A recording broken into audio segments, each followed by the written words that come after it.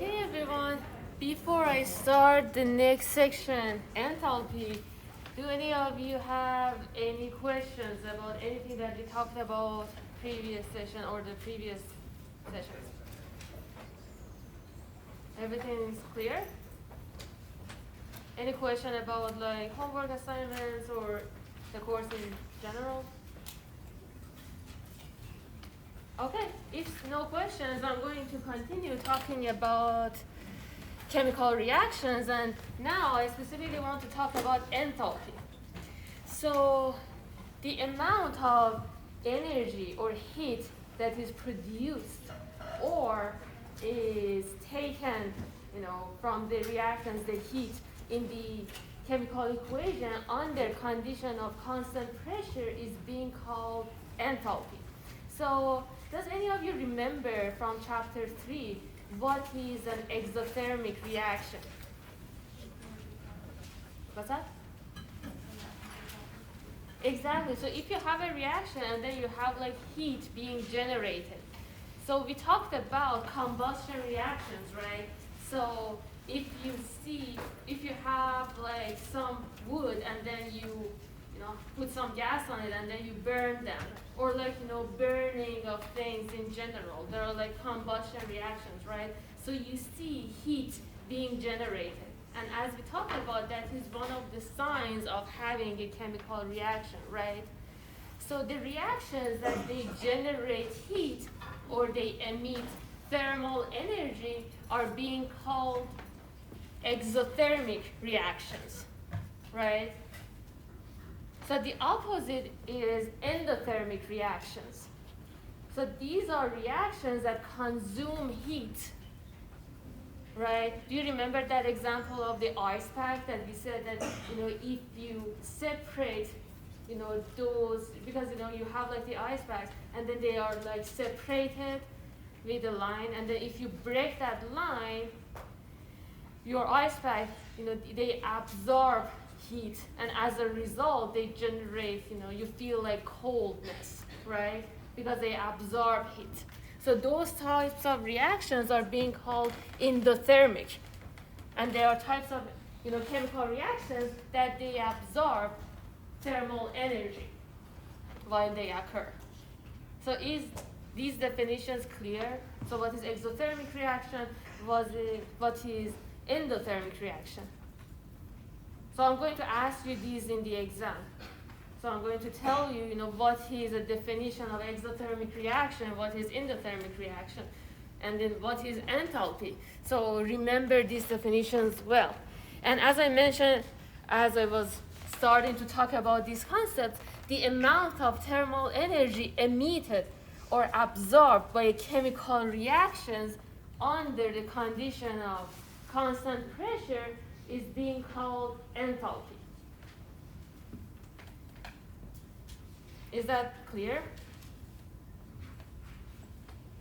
So remember, if you're using the term enthalpy, your reaction should be occurring at constant pressure.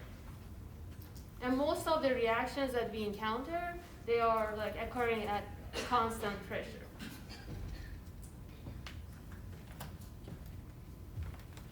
Any questions?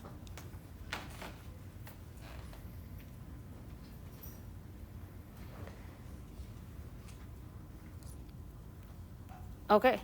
So as I mentioned, I just wrote the definition here again to emphasize. And now I'm going to,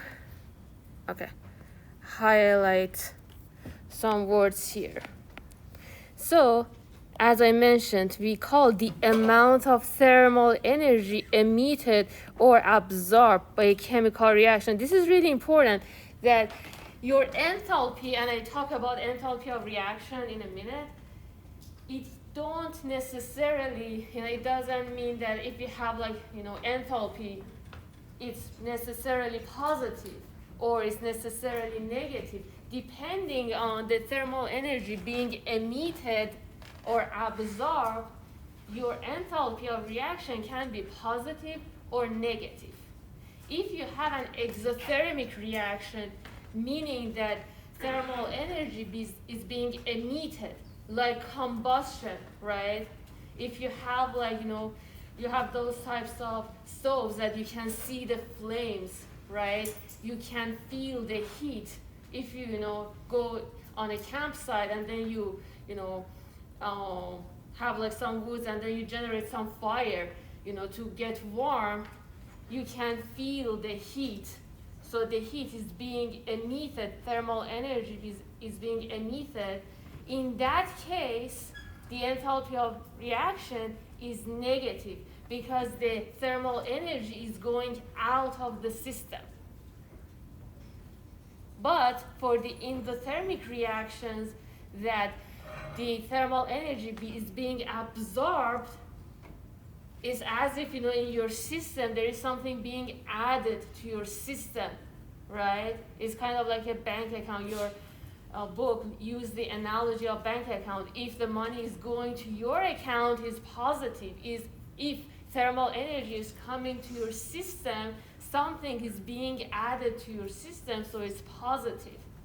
But if thermal energy is going out of the system, it's kind of like your money going out of your account. It's kind of your balance, is becoming, less than the original, so it's kind of negative. And if there are lots of money going out of your account, eventually your account becomes overdraft, so it becomes like negative balance.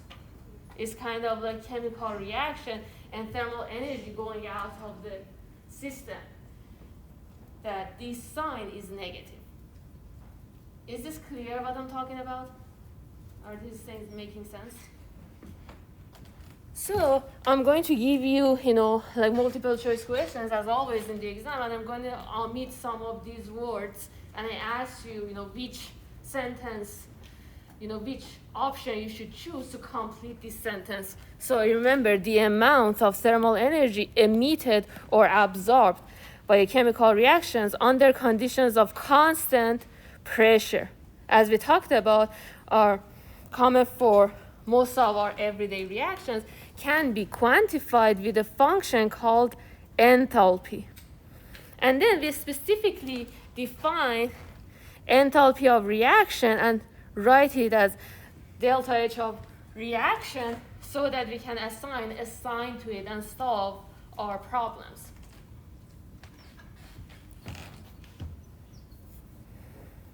So these are just what I talked about. So this is a really important concept. So is this clear what is enthalpy of reaction? Yes? Just to clarify, so the enthalpy reaction is, say there's an exothermic reaction, the outside would be hot, but the inside would in the cup, the outside would be hot, the actual liquid would be colder since it's expelling heat. Is that a thermal reaction when that process is taking place? Yes, so when the system is losing thermal energy, it's going to, and actually I have a picture right after what I just talked about here that kind of shows. So if you consider, if you have, I'm trying to find the pen. Okay, so this is your if you consider this as your Cartesian coordinate, and kind of like you want to show your reactants and products in like, coordinate system, so you can have a better understanding of their, energy states.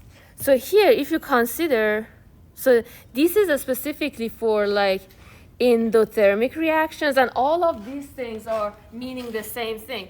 If I tell you delta H of reactions, enthalpy of reaction is negative, it means you have exothermic reaction. It means that the thermal energy flows out of the reaction into the surrounding. It means, so one example of that can be combustion of methane. So combustion reactions in general, because they emit thermal energy. Thermal energy, flows out of the system. And now to go back to your question, here, if you have like, your reactants and products and have a better understanding of their energy, your reactants have like, if you assign some numbers, I'm just saying this to kind of make sense of what I'm saying. Imagine if this now number is like, 20, and then this number is like 1. I'm just like making some numbers, to just make sense of what I'm saying. If your reactants have like this much of thermal energy, they lose heat. They emit thermal energy to the system, so they lose thermal energy, and then themselves, they go to the lower energy states. And the amount of thermal energy that they release is your enthalpy of reaction, considering that this reaction occurred at constant pressure. So yes, they go to lower state of thermal energy. Now they have lower energy because they lost their thermal energy and they gave it to the system. And as an evidence, if we have a combustion reaction here, or if you see something is burning, like piece of wood is burning, you see the heat, and then if I stand by it, I can kind of like feel the heat. So now the surrounding is gaining thermal energy, is getting warm, but the system itself is losing thermal energy. Does this make sense? So remember, if I tell you, or I give you like delta H of reaction is negative, what cannot be inferred from this reaction? And I gave you, the first one is this reaction occurred at constant pressure. So that is correct, right? Because we defined enthalpy defined the term for a reaction for the amount of energy that being emitted or absorbed at constant pressure. Or I tell you that we have an exothermic reaction. So that is also correct. Or I tell you that this reaction can be a combustion reaction because this is exothermic. That can also be correct, right? But I tell you this reaction, in this reaction, the thermal energy of the reactants are lower than products. So if you remember, what was exothermic reaction, what was, delta H of reaction being negative, you realize that the last statement that I stated is wrong, because for exothermic reactions, the energy of products are lower, because when the reaction occurred, the thermal energy went out of the system, and your products now have like lower energy. Any question about anything that I just said? Is this clear? So, if this is clear, I'm just going to talk about endothermic reactions. So anything that I just told you about exothermic reactions, the reverse is for endothermic reactions. So for endothermic reactions, or when we have like delta H of reaction being positives, it means thermal energy flows into the reaction and out of the surrounding. And as I said, we have like endothermic reaction because delta H of reaction is positive. And if you have like a coordinate system, like I just like mentioned before, and then here is like your y-axis, and if you have like energy here, because thermal energy flows into the reaction, it's your reactants here and your products here. So the thermal energy state of your products is higher because there are like thermal energy going into the system. So your products end up having more energy. So if I kind of like have like the same numbers here, it's as if now your products have more energy. So now energy absorbed and delta H of reaction is positive. You can also think of it as a bank account example that I said. If you have like money going into your system, your balance ends up being higher, right? Because now you have money. So it's this kind of like endothermic reaction. Then now your product, which is kind of like your balance, is being higher. You have more money. So kind of like having more energy in chemical reactions. Any questions? So remember, delta H of reaction is positive for endothermic reactions when thermal energy flows into the system. And for exothermic reactions, delta H of reaction is negative and thermal energy goes out of the system to the surrounding. Just interrupt me anytime if you have like any questions or like any difficulty understanding what I'm saying.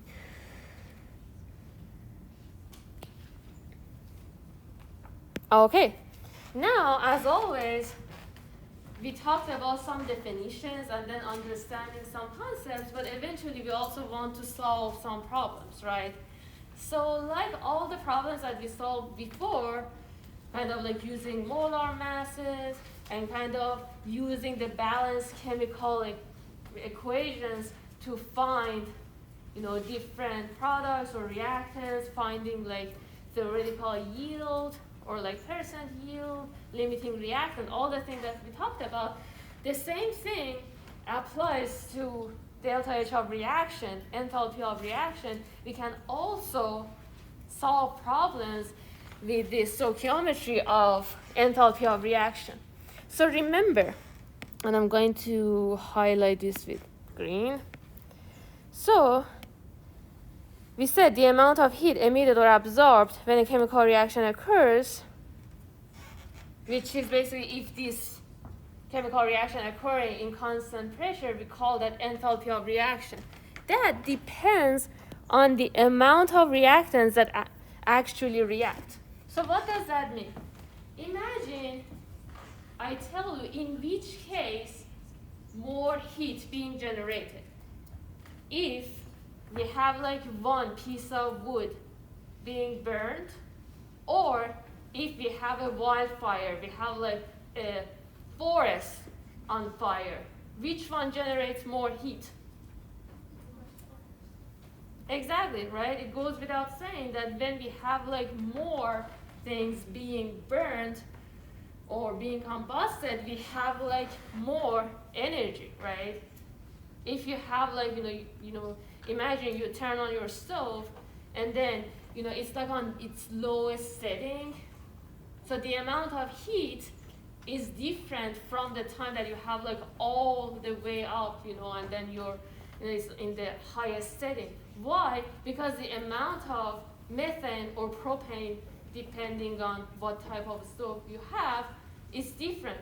If you burn, more fuel, you'll see more heat, right? So this is kind of like, if you think about it as if, the things that you encounter in your daily life, this kind of makes sense. But sometimes when you see it or read it in the book, it seems like it can be tricky. But if you just think of everyday examples, it would be clearer.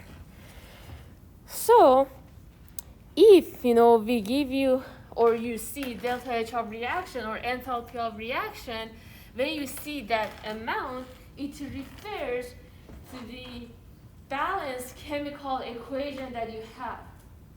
So we define delta H of reaction based on the amount of reactants and products in a balanced chemical equation.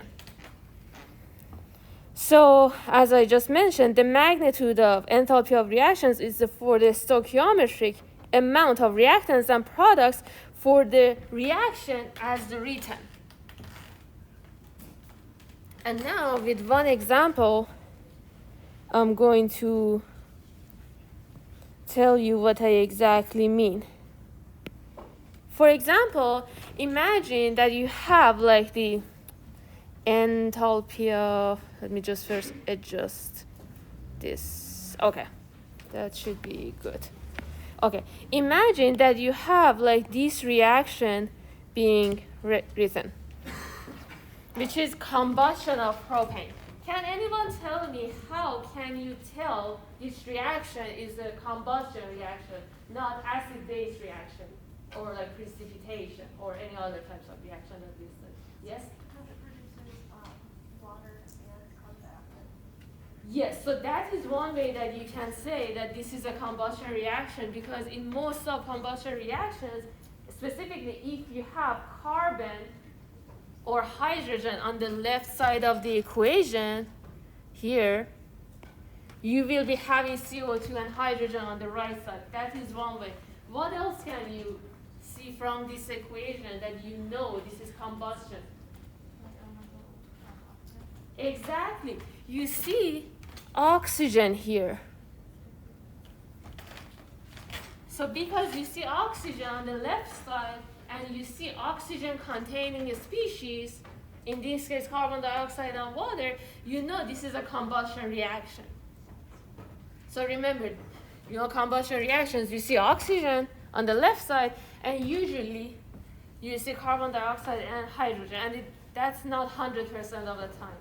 So if you see, worked on the homework examples that I gave you last week, if you write the equation for combustion of carbon dioxide, or like carbon, just carbon itself, if you have like carbon and then that reacts with oxygen, that only gives you carbon dioxide because you don't have any hydrogen on the left side. Do you remember the law of conservation of mass? You cannot write any element on the right side if you don't have that element on the left side. Or if you write the combustion of hydrogen, and this equation is balanced, but this one that I'm writing right now is not balanced. I'm just showing you that you have hydrogen and oxygen on the right side. You just see water, you don't see carbon dioxide because you don't have carbon on the left side. But except these, most of the combustion reactions that you see, they generate carbon dioxide and water, provided they have carbon element and hydrogen element on the reactant side. Is this clear? So can you, if I give you combustion reaction, I'm just telling you right now, I'm going to give you, tell you which of the following reactions is not a combustion reaction. And I give you this one, this one, this one, and one other reaction that is like acid-base reaction or something that is not combustion.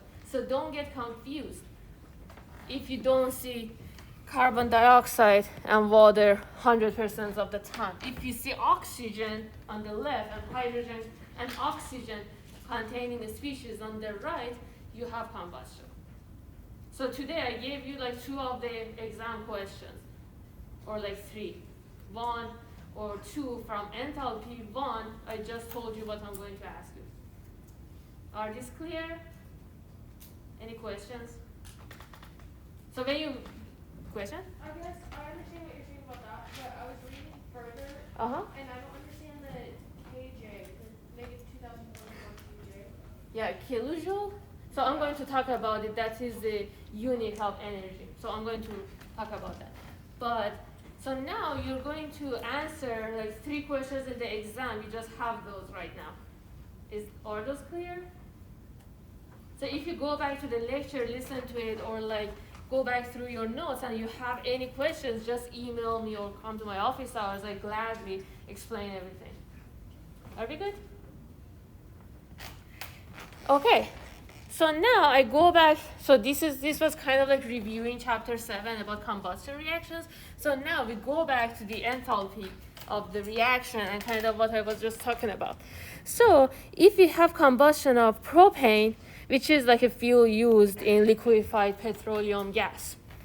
So in general, the combustion reaction is as the following. And you should be able to write this reaction and balance it. And again, for the exam, you should know how to balance chemical equations, but fortunately or unfortunately, I cannot, ask you directly to write it because it's multiple choice questions. So you can just put the coefficients and kind of like count the number of atoms on the left, make sure that is equal to the number of atoms on the right. Does that make sense? Okay. So now delta H of reactions is minus 2044 kilojoule. So kilojoule or joule in general is the unit of energy. So all of you guys know what is joule? So just like email me, ask me if you have any questions. So just now you know that this is kind of enthalpy of reaction. So the point here is that this amount, the enthalpy of reaction, corresponds to 1 mole of propane, which is like C3H8, 5 mole of oxygen.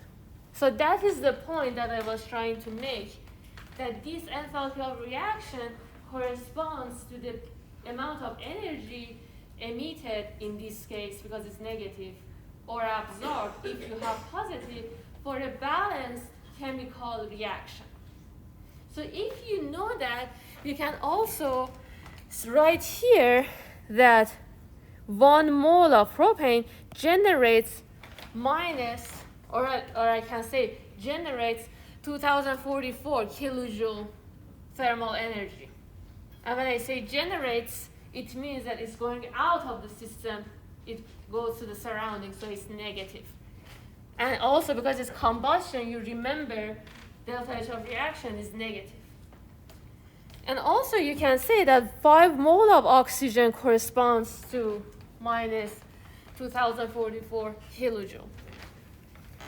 In other words, if I can just access this tab that I have here, in trying to find this one. Okay. So here I wrote the equation again, like nice and neat. So here you have like this chemical equation. You have this amount of energy being released. You can write your conversion factors. So you know that 1 mole of propane generates this amount of energy, or 5 moles of oxygen generates this amount of energy. So you can go back to writing your conversion factors. And when you write this, everything else would be just what we were doing.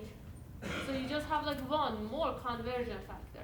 And as long as you know how to cross them out, how to write them, it would be like similar. And I'm going to solve a problem, so it would be more clear what I'm talking about. So if you have like grams of propane, you can convert it to moles of propane, right? Can anyone tell me how? Exactly. So now remember, so you should remember that you have like molar mass and can convert your grams to moles. And you can convert mole to mole depending on the question that you're solving with the balanced chemical equation, right? So now here, if you convert gram to mole with molar mass, here you have a way to convert mole to energy and write the conversion factor. And can anyone tell me what is that quantity? How can you convert mole to thermal energy? Just by looking at the board. Exactly. So what is this kilojoule? What does it give? What is it? What quantity it is? Yes, but what is the chemical concept? So for instance, I say how to convert gram to mole. You tell me molar mass, right? So how would you convert mole to energy? I just highlighted that here. What do we call this? Exactly, enthalpy of reaction. So with the enthalpy, we can convert moles to energy, to kilojoule, depending on the problem, and we can solve the question.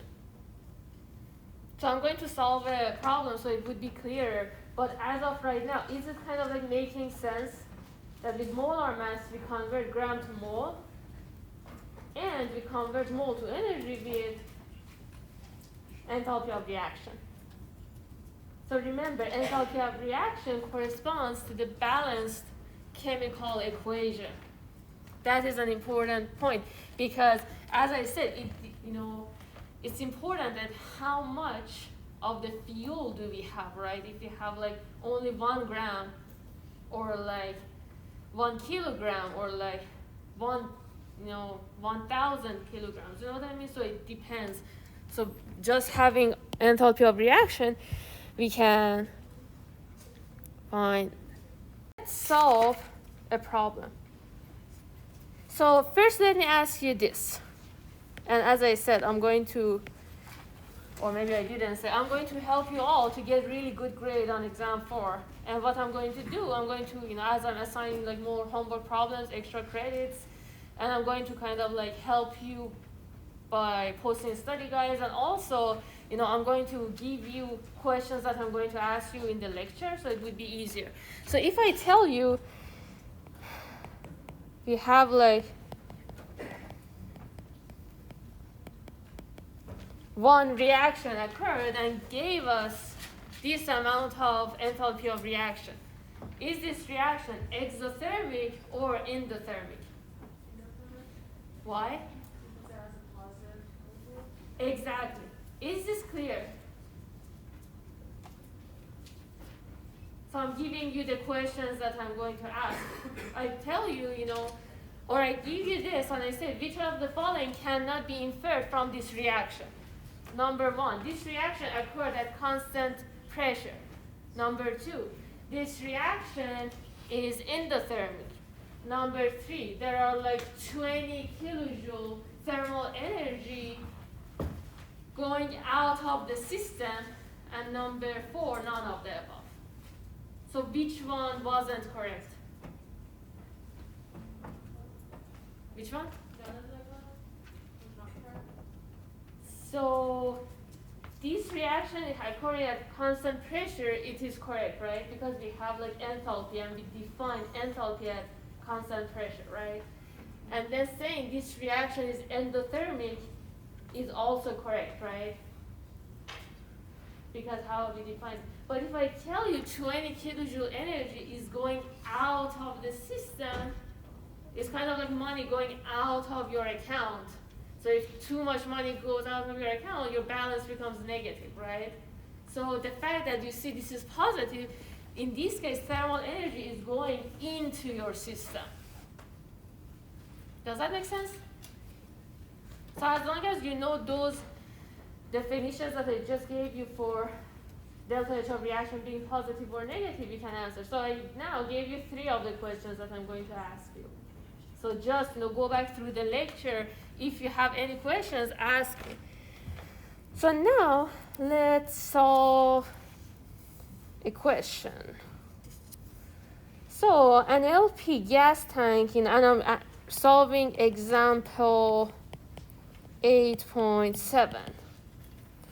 I'm just going to write it real quick. An LP gas tank in a home barbecue contains 11.8 multiplied by 10 to the power of 3 gram of propane, C3H8. Calculate the heat in kilojoule associated with the complete combustion of all of the propane in the tank. So now you should be able to write the combustion reaction yourself. So I had it in previous slides in a sense, or like pictures that I had. So here 3C3H8 gas. So if I ask you to write the equation, I don't stress too much. So there are like some states of the reactants and products that you should know. For instance, if you have like ionic compound, you should know that they occur at aqueous phase because they can be dissolved in water. Any questions? Okay. Or if you have like acids, they also will be dissolved in water. But some of the gases that you have, or like if you have like gas evolution reaction, and I tell you that you have gas evolution reaction. So if you write CO2, H2S, and those, do you remember that table that I told you to write that contained all the gases? You should know that those are gases. But in some cases, for like some gases that you have, like methane, or like some of the fuels that can be whether in liquid phase or like gas phase, or like sometimes, depending on the reaction conditions, you can have water in liquid phase or gas phase. I don't stress too much about you guys knowing those states. Does that make sense? But I just write it here so you know that now propane is in gas phase. Specifically, because it's in your, home barbecue as well, so you know that it's probably gas. Anyway, that reacts with oxygen in gas phase. So now you should be able to write this combustion reaction. Can anyone tell me what are the products? Yes?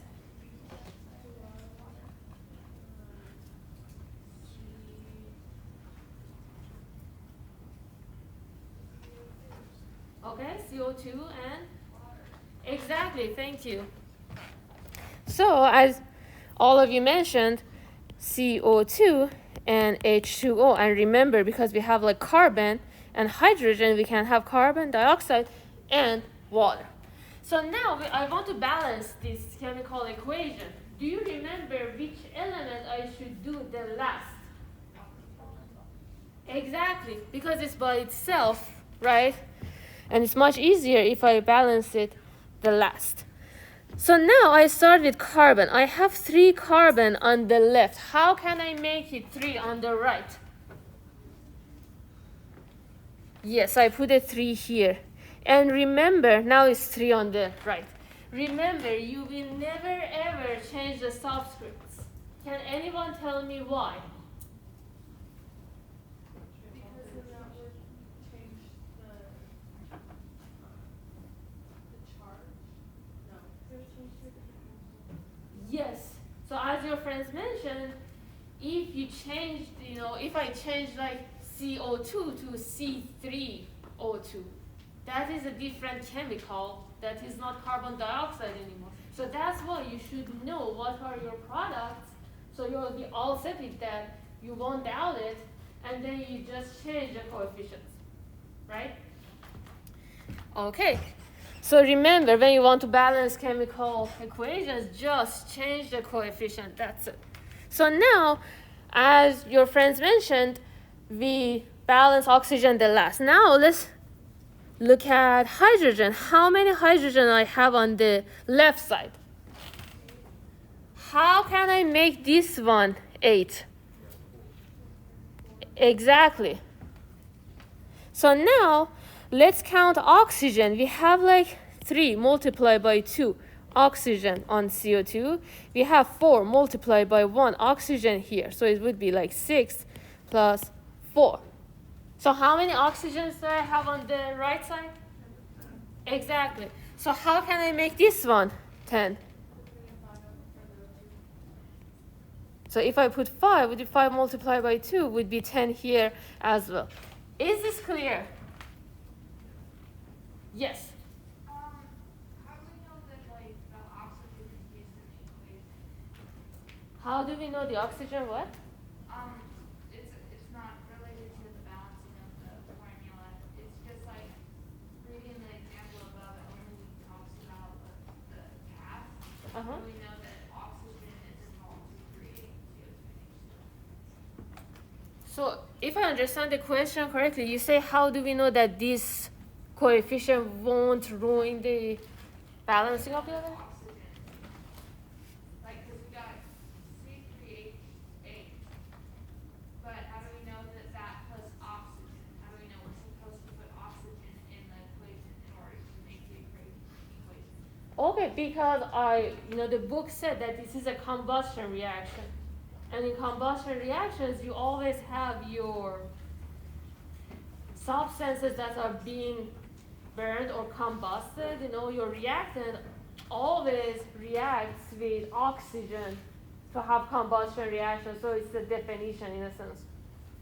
So if I expect you to write a chemical equation, I tell you what to write. Okay? Any other questions? Okay. So if this is clear, all the balancing that you would do in the exam would be kind of similar as this one. And as I said, even if you didn't know how to balance a chemical reaction, you can just count, because I give you multiple choice questions, right? So you can just put the coefficients, count the number of atoms quickly, and then see which one in which of the options the number of reactants or elements on the left side equals to the number of elements on the right side. You know what I mean? No? So here, imagine I tell you that which of the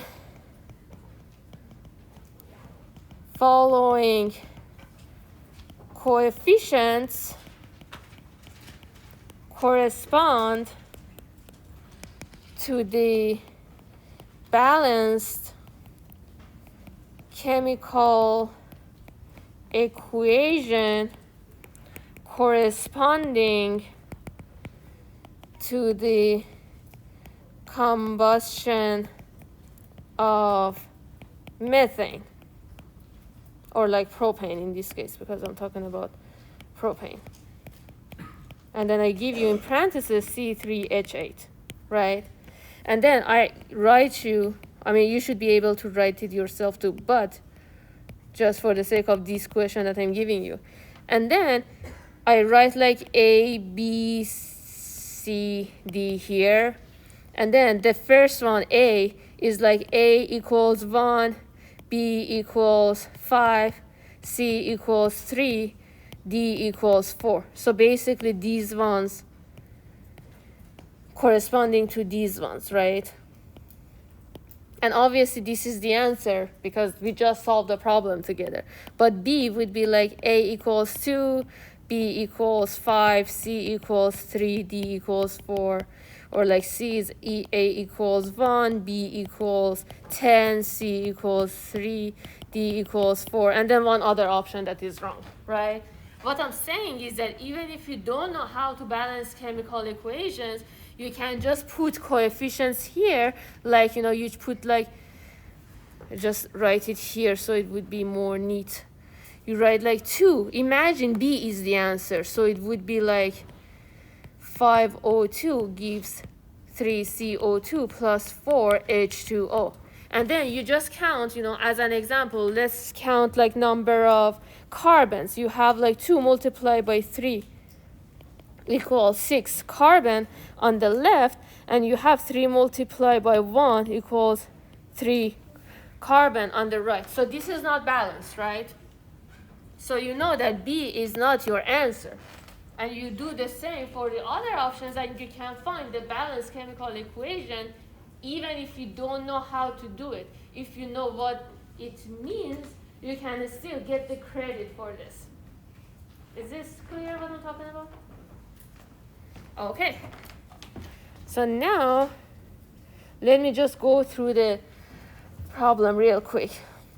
So we have like C3H8 gas plus 5O2 gas gives 3 CO2 gas plus 4 H2O gas. And then delta H of reaction equals minus 2044 kilojoule. So we are given 11.8 multiplied by 10 to the power of 3 gram C3H8. We want to find kilojoule, the amount of heat being produced. So as we mentioned, we can convert grams to moles with what? Exactly. How can I convert moles to energy? Yes, with the kilojoule, which is what?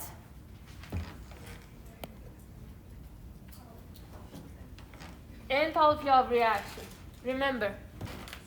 So here, if you write conversion factor, grams of C3H8, and then you say grams to moles. And you remember, if you want to calculate molar mass, you say you have 1 carbon plus 8 hydrogen. And then you go back of your book, you write the number for like carbon and hydrogen. Remember those things? These are just like kind of review. And that number would be 44.11 gram. So these two cancel out.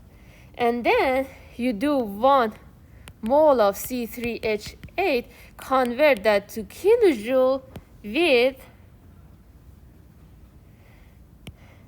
the amount of enthalpy of reaction that is given here,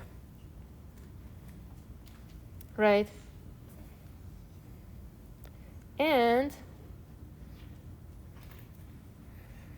you have so this one was the wrong one that I was just demonstrating. This is your reaction, don't get confused.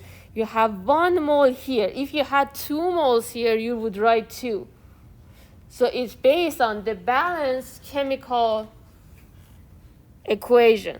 So 1 mole of C3H8 generates minus 2044 kilojoule, and when you do the math, would be minus 5.47 multiplied by 10 to the power of 5 kilojoule. So if you know how to write, a balanced chemical equation, and just remember the procedure, it's just like a conversion factor. But remember, the enthalpy of reaction is the way to convert moles to energy. And now, because as I promised you all to do as much as I can to increase your grades, I'm going to write some problems, and I try to write more so you can get more points. So this is the first homework. I guess I write homework 1. Just write it with black. I think it's easier to read. So this is the first one. Ammonia reacts with oxygen according to the equation. Go here. For ammonia in gas phase plus 5O2 in gas phase gives 4NO in gas phase plus 6H2O. And delta H of reaction equals minus 906 kilojoule. Calculate the heat in kilojoule associated with the complete reaction of 155 gram of NH3. And the reason that your book says complete reaction is kind of like the pancake analogy, right? You might want to cook 15 pancakes, but you drop some of them, right? So you have this reaction. Maybe these ammonia is burning and then suddenly it rains on it, and then not all of it can react. So that's why it says complete reaction of 155 gram of NH3. And now I'm going to write quickly another one because I want to give you like 2 points.